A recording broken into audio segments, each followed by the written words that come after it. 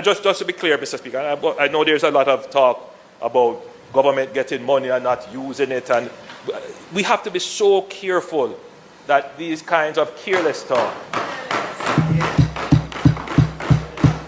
Now, for the people, Mr. Speaker, I'm about to say something, and I just want to be clear. For the people who are saying it, and gaining influence on persons who don't understand, it is dangerous. Because, you know, there is a public that believes that somehow we sit here and we are trying to somehow take away money that has come for the relief of the people. Let me say this clearly, Mr. Speaker.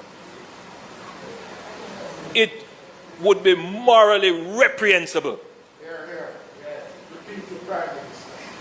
for anyone to be using any government resources in any way that has been given or borrowed for relief or any other action to mitigate the damage of this hurricane for any personal or private gain. And if there is any such thing happening, I don't have to wait for any other entity to ferret it out or find it. I will find it myself.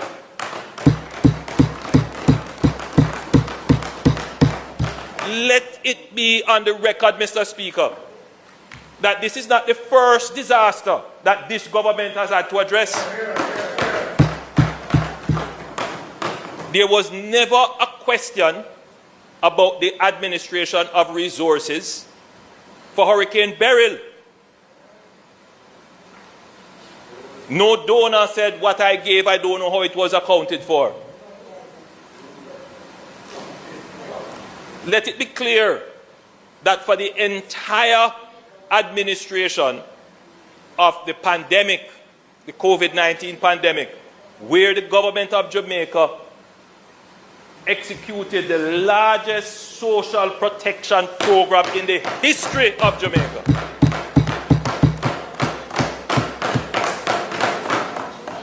There wasn't even one question of misappropriation of funds. So I want to be clear, Mr. Speaker, that those persons who wish to tarnish myself, tarnish the government, you are tarnishing Jamaica with a lie. I am not worried so much, Mr. Speaker, because wherever I travel and I meet with the international community, you know what they say? They say, you have done an amazing job. And I'm not joking, Mr. Speaker. I don't have to say it about myself.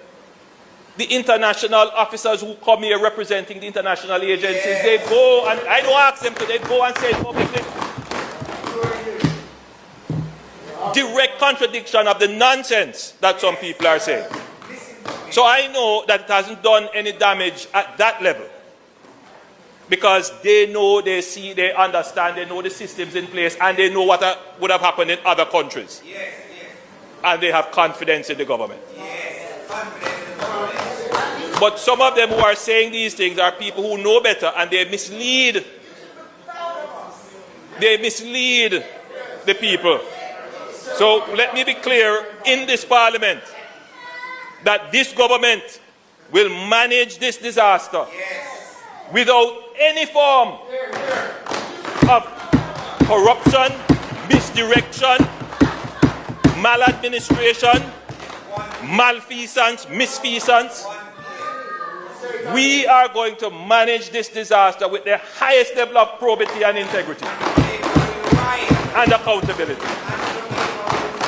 And it is necessary to do this, Mr. Speaker, because the scale of what we need in support from the international community can only be gotten if the international community feels that we have the institutional framework to ensure that whatever resources are made available are properly used.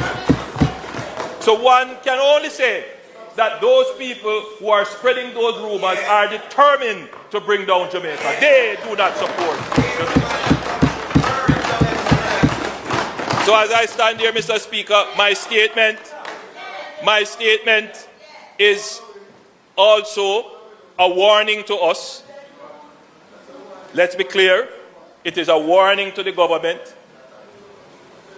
but it is my duty also to dismiss and dispel falsehood.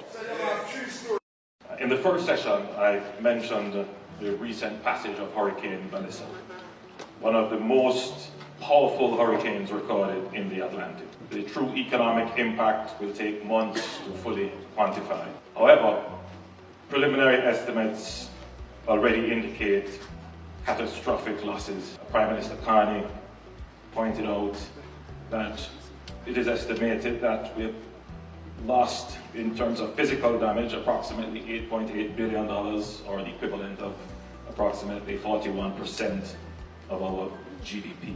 45 lives were tragically lost. This devastation occurred despite years of strengthening preparedness guided by robust protocols and legislation.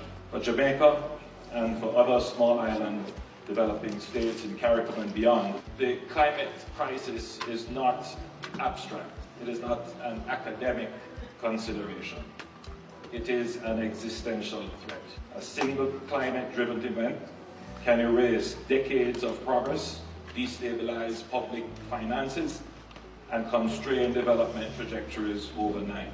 Disaster risk reduction is therefore not merely a policy priority, it is fundamental to our national survival. Recovery and reconstruction will be a formidable task, but Jamaica is not daunted. We are determined to rebuild stronger, more resilient, and more sustainable. We have already activated our multi-layer disaster risk financing framework to support immediate response and early recovery. However, the scale of the challenge far exceeds what small economies can shoulder alone. We will need your support. On behalf of the government and people of Jamaica, I extend deep appreciation to our international partners, some of whom are represented here today. Their assistance has been vital in our disaster response and relief efforts. The unprecedented strength of Hurricane Vanessa, following the wake of last year's Hurricane Beryl and other weather events, these ground our global call to action. The world must confront this crisis by urgently reducing emissions in line with the 1.5 degrees Celsius target. Failure to do so guarantees more frequent and more destructive storms for countries like Jamaica, which have made the economic sacrifices, but have had them undone by exogenous climate factors. Resilience must also therefore be our guiding principle. Resilience is not ideology, it is practicality. Disasters impose undeniable economic costs. Investing in resilient infrastructure, diversified energy systems, and disaster preparedness is simply sound economics. Resilience is the bridge between climate ambition and fiscal prudence. It is where all nations can find common ground. We therefore call on G20 members to support climate finance at the level, scale, and concessionality required for vulnerable nations to survive and thrive. This includes financing to rebuild climate-resilient infrastructure, expand the risk transfer and disaster insurance instruments, strengthen agricultural and food systems, given the severe damage wrought on a sector central to jobs, food security, and rural livelihoods. Jamaica is doing its part. We are committed to a just energy transition and to achieving at least 50% renewable electricity generation by 2030.